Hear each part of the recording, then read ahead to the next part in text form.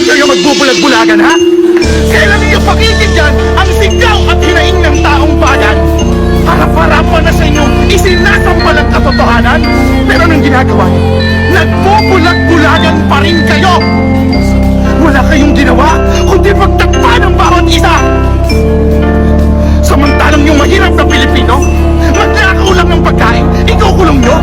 Samantalang ang mga kurap na buhayan na yan sa gobyerno, maglakaw ng bilyon, bibigyan nyo pa ng special treatment?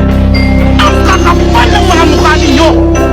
Sana maisip nyo na sa bawat piso na ninanakaw nyo sa taong bayan, pangarap ng bawat Pilipino ang